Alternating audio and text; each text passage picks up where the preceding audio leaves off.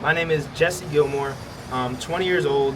I live in Puerto Rico, right on the beach, as you can see. In this video, I'm going to give you the raw, uncut story of how I went from expelled in high school, kicked out of multiple high schools, just an overall fuck up in life, and a kid that you would have thought was gonna do nothing with his life, to becoming a millionaire at 20 years old, living in Puerto Rico on the beach with my girlfriend and my best friend, and enjoying life, and overall just being somebody that my parents are proud of. So I grew up in a one-parent household majority of my life. My parents got divorced when I was about 5 years old, and I would see my dad on the weekend. My dad was always in my life. I would always see him on the weekends, but being in just a single-family household majority of the time definitely influenced my disruptive behavior, I guess I could say, and just overall problematic behavior, and not respecting authority or not giving a fuck about what anybody had to tell me when I was super young. I grew up in a very diverse city. All my friends were either black, Indian, Asian, Hispanic, some white friends too, but just a very diverse area. It was a very melting pot of a city, which also sculpted me into the person I am today, because I had to experience different cultures, different environments. I wasn't just, surrounded by cookie cutter people. Everybody around me was different, and I got to experience different types of people. In the city, you're surrounded by a lot of poor people, but you're also surrounded by a lot of rich people. So I got to see both sides, and I knew what I wanted from a young age. So fast forward to 8th grade, I was having a lot of problems at home with my mom.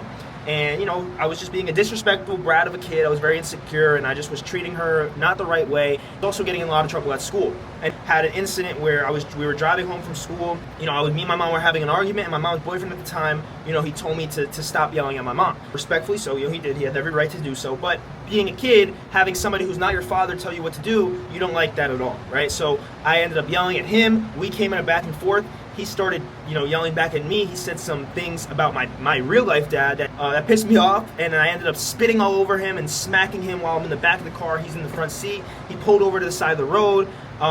Me and my mom got in a huge, argument, yada, yada, yada, and ended up, leaving the car.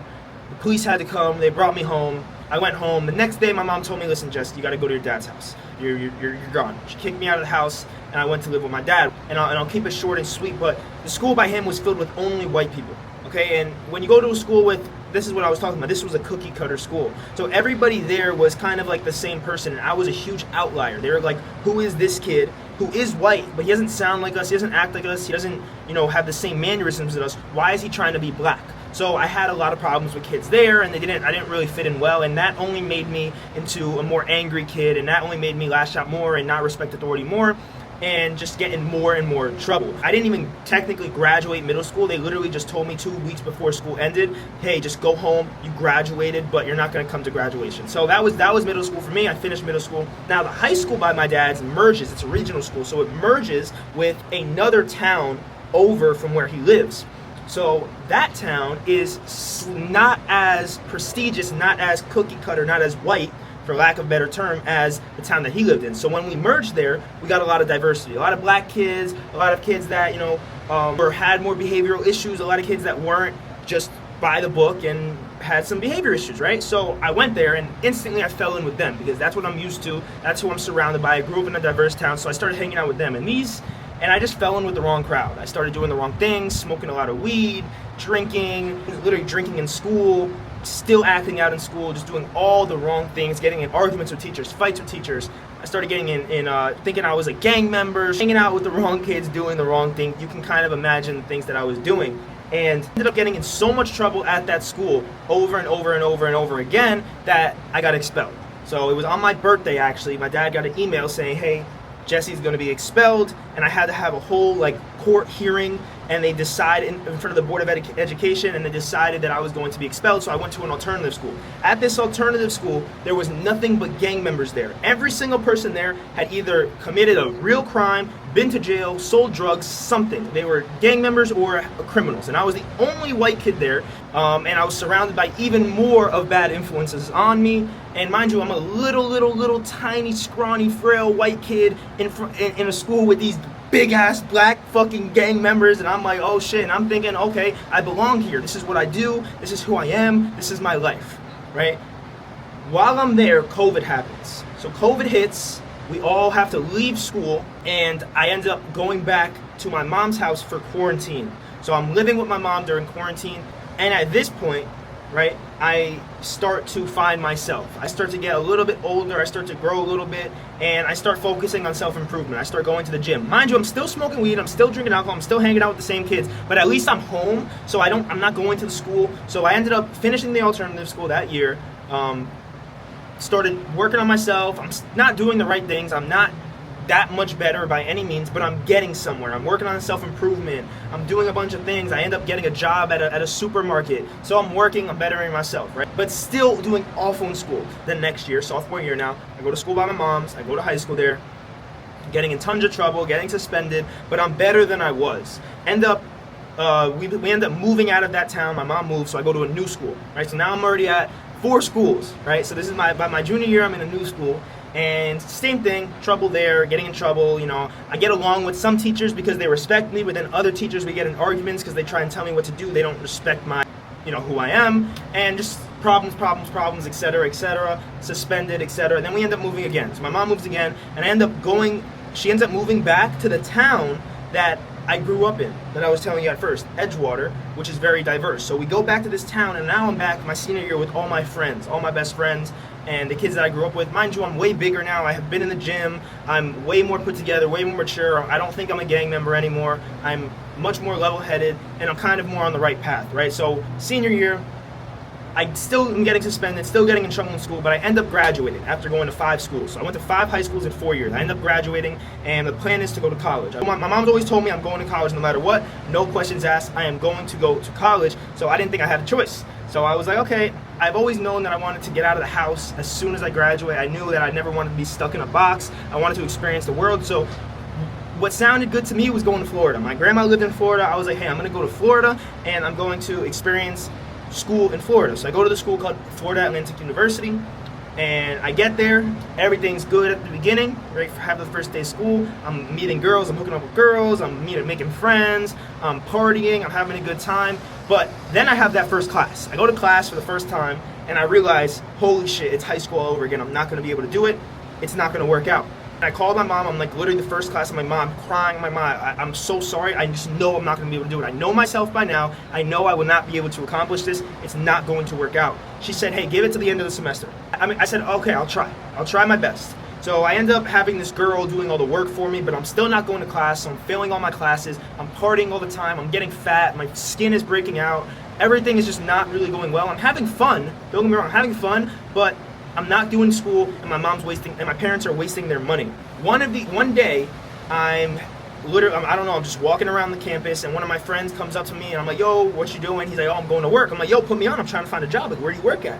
He was like, oh, I work at this door-to-door place. So we're selling solar panels door-to-door. I made $500 this week. I was like, yo, $500 in a week, that's pretty good. Let me pull up. So the next day I go there, and I go to this office of these door-to-door guys who are telling everybody that they're making thousands of dollars a week and this, that, and the third, selling solar door to door. And I was like, holy shit, I found what I'm gonna do. So I just started knocking on doors every single day, working my fucking ass off. As soon as I became the best door knocker, I was like, okay, I'm dropping out officially. I already wasn't going to class, so it really wasn't a surprise, but I called my mom. She really tried to convince me otherwise, but I said, hey, this is what I'm doing no matter what. And I ended up dropping out, and I left college, and I went to live with my grandma, because remember, she lives in Florida. So I lived with my grandma in Florida in her little studio apartment. She doesn't have a lot of money, but she's amazing. She's the best. So I'm living with my grandma, and I'm knocking on doors every single day, 7 days a week, 8 to 12 hours a day. I am knocking on doors nonstop. I become the best lead setter, like I said. Then I became a closer. Then I became the best closer. And something happened, long story short, with the company where the bosses, the owners, were like doing some fishy stuff. And because I was the top closer, after the owners of the company, everyone looked to me, right? It was the owners up here, there was 3 of them, and then it was me because I was like the top guy. So when fishy stuff was happening with them, everyone was looking to me for support. So I ended up actually being able to start my own company, taking all the sales reps with me, having my own company, and I started doing really well with that. I started making good money doing that. And that's kind of like started my making money and my entrepreneurial stuff. So I was 19 years old, I had my own company, I had my own team, I was doing well, making 20, 30K a month, right? Until I wasn't. Until the installer that I was partnered with took all my money, literally all of it, and all the sales reps, I couldn't pay them because the installer took all the money. So now they don't really want to work for me anymore. And they ended up doing their own thing. I lost everything, the whole company fell apart. So then I was kind of stuck. I was like, what do I do? and I, had a little money saved up. I had like 100 grand saved up, so I was like, okay, let me step back, let me evaluate, let me figure out what I'm gonna do. At this point, I had moved out of my grandma's already, and I was living in a house with a bunch of entrepreneurial mindseted kids, and just living in a house in Boca Raton, Florida. So I had to step back, figure out what am I going to do. I had heard things about crypto. I knew a few people that were kind of doing crypto. I just heard good things about it. I was like, all right, let me get involved with crypto. I just learned the basics. I got some Phantom wallets, and then my friend had told me, yo, GameStop, you gotta buy this coin called GameStop. Did you hear about everything that happened with GameStop a few years ago? This coin's gonna go crazy. And me, I'm a risk taker. I've always been a risk taker. And I was like, okay, if I'm gonna try it, I'm gonna take a risk. So I put $8,000 into this coin called GameStop and watched that shit turn into like 20K. But I didn't sell ever. I just held because I thought that it was gonna go even higher. Everyone's telling me, oh, it's gonna go higher, we're gonna become millionaires, yada, yada, yada. I was like, bet, I believe it. I'm sold. That shit got rugged. And I lost all that money. I turned 8K into 20K and then lost basically every single dollar. I had like $2,000 left, and I was like, fuck, I'm done with crypto. I'm not doing crypto, right? So then I had to find more things to do. I ended up getting into sales again, and I started selling fiber optic internet door to door, making a little bit of money doing that, but nothing really stuck until I was at a diner one day, right, with my girlfriend, and my best friend and his girlfriend, and the waiter there was very well put together, good looking guy, spoke well, mature, looked like he was like 30 years old, and he was working at a diner. It's like, bro, what the fuck are you doing? I asked him, like, yo, like, how long have you been working here? Like, what are you doing working at a diner? You seem very well put together. And he looked at me, he was like, oh, I just do this shit to pay my bills because I'm heavily invested into crypto. And he showed me a crypto wallet with $100,000 in it. And he said, yeah, my brother-in-law is worth $20 million off of crypto, and I just started, but I'm trying to get like him, and I'm already up $100,000 this month. Showed me his wallet. He was like, yeah, I'm just connected with a bunch of people through my brother-in-law and yada, yada, yada, and it's free money, but I don't want to sell my crypto, so I just work at the diner right now to pay my bills. And from there, I was sold. I was like, okay, take my number. I started connecting with him, and I invested in the same coins as he was. I got connected with the same people that he was connected with, started talking to his brother-in-law, who was genuinely worth, now his brother-in-law is worth like 50 million, and I started just getting connected with them and talking to him every single day. And that's when I really just started my crypto journey, because I invested in that coin, and I invested $10,000 into the coin he told me about. And I started connecting with the people that he was connecting with, yada, yada, yada. The 10,000 actually goes down. So it goes down to 5K. But I'm confident in the coin. I'm confident in everything that I've learned so far. I've kind of understood crypto a little bit, and I'm realizing like what works. And the communities that I'm in, they're telling me, yo, this coin is the good coin to buy in. This coin's called SPX 6900. I got in at 43 cents, and it went down to like 20 cents. Okay, so I buy more. I buy more of it at 20 cents. It ends up riding all the way up to like $1.70, and I ride the whole thing. So I make tons and tons of money. I don't know the exact math, but you can kind of do the math on that. I make over 150 grand on the coin, right, in total. So now this is when I'm 19. So now I'm 19 years old. I have almost $200,000 to my name, and I'm like feeling on top of the world. I have a beautiful girlfriend. I'm living with my best friend and his girlfriend as well. So we're living in a nice apartment together, and it's just amazing. Life is amazing, right? Until it's not. I end up losing that $200,000. I end up losing all of it trading perpetuals. So perpetuals is basically options trading, right? But for crypto. So I was trading. I ended up getting liquidated on a bunch of things. I lost all of the money, almost all of it. I ended up with my last $10,000. Right? I ended up with my last $10,000. But I'm still connected with all the individuals that have made millions. I still kind of know about crypto, and I know what I'm doing. So yes, I was at the worst point of my life. I was at rock bottom. I felt like shit. I had lost almost all the money I had. I felt like the stupidest motherfucker ever. I was like, how could I have possibly done that? But I still stayed level-headed, and I still stayed in control. And I said, hey, okay, yes, this happened to me, but God wouldn't do this to me if it wasn't a test. And I knew that if I just stayed connected with these individuals, there was going to be another coin that was going to come, and all I needed was 10,000. Because if I take that 10,000 and put it into the next coin, it could turn into potentially millions. But I needed to pay my credit card bills. I needed to pay my expenses. So what was I going to do? I only had 10K left, and it was sitting in my crypto wallet. But I didn't want to sell it because I was waiting for that opportunity to get another coin. So I called my best friend since I was born. I said, yo, I fucked up, I lost all my money, I'm an idiot, but I still believe in this, and I know I can turn this money into a lot more money. I just don't want to take it out of my crypto wallet. Do you think I can borrow $10,000 to pay off my my debt and I'll pay you back like 11,000 in a couple months when I have the money. He said no problem. He sent the money right away. Right away, no questions asked. My brother Jem sent the money. I paid off my debt. A few weeks later, like it was manifestation. I'm talking to these people in the community. I'm talking to everybody. They're talking about a new coin coming soon. The coin ends up dropping. I put the money that I have into the coin. It turns into hundreds and hundreds and hundreds of thousands. Just like that, my life is changed. I'm 20 years old at this time. Same age I am right now. This isn't that long ago, maybe 6 months ago. I put my literally it was $6,000 in total that I invested in the coin. I kept $4,000 in there and I put it in there for my friend Jem. I put it in there for him and I sent him that money, so he made a bunch of money on it too. And I turned my last 6K into over 500 grand. Literally, on my ass, fucking crazy, into 500 grand. But simply by knowing and trusting the right people and being connected in the space, right? So I did that, and then long story short, I'm like, oh, okay, this is real. And then I ended up doing it again. So a few months later, another coin came, and I turned another 5,000 into over 500,000. And when this happened, I was like, okay, I got to get out of the States because capital gains in the States is 40%. And if I'm making millions and millions of dollars in crypto, I could not be paying 40% of that to the IRS because 40% of $1 million is $400K. So I'm really only walking home with 600K. So I was like, okay, we got to move to Puerto Rico.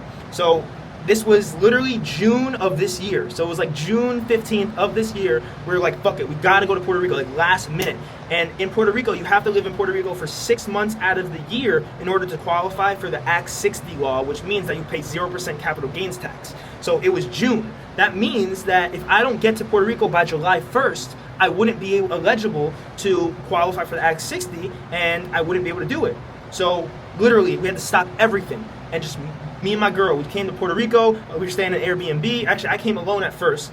I stayed in the Airbnb, figured some things out, called some realtors, got everything situated, found this apartment on the beach, and got the apartment, moved in here. She flew down. My best friend also came down since he made a bunch of money in crypto, and his girlfriend as well. So now we live here in Puerto Rico, on the water, and I'm a crypto millionaire. That is the short, kind of compressed story of how I went from a fuck up in high school, expelled, kicked out, thinking I wasn't going to go anywhere in life, to becoming a crypto millionaire and living on the beach in Puerto Rico with my girlfriend. I'm still connected with all the same individuals who have tens and tens and tens and tens and tens of millions of dollars invested in crypto. I talk to them every single day. I'm much more knowledgeable in crypto. Now I understand how to make money. I'm confident and I know I'm going to be worth tens of millions of dollars within the next year or two straight from crypto. So now I live in Puerto Rico. I don't pay any taxes. I'm a millionaire. I'm going to not only be a millionaire, but a multi-millionaire within the next year simply by following the plays that the people that have made tons of money in crypto are doing. Moral of the story is it's not about how hard you work, it's about how smart you work. And your network is your net worth. It genuinely is true. You surround yourself by people who know what they're doing, you're gonna end up knowing what you're doing. Now I feel like I know everything about crypto. I feel like I am confident, I can control my emotions, I know how to manage my capital, I know how to preserve my capital, and I just really feel like I am confident and I know that I'm going to be worth tens and tens of millions of dollars in crypto, and it seems so easy to me. But it didn't a year ago when I had lost everything, and it didn't 5 years ago when I was in high school and everybody was calling me a fuck up. So success requires risk, right? You cannot play it safe if you want to be successful. It requires risk. Setbacks are not permanent, and every single setback in your life is set up for a larger comeback. And the thing that helped me the most make so much money was detaching from the money. Because that last 10,000 that I have, what if I said, oh my God, this is my last 10,000, I need to save it, I need to preserve it. I would have never put all of that money into that first coin, which would turn it into hundreds and hundreds of thousands. If I never detached from the money and I had never lost the money in the first place and felt that I could, lose money and be okay, then I would have probably never invested it and never took the risk, and I wouldn't be here right now. So I had to detach from the money.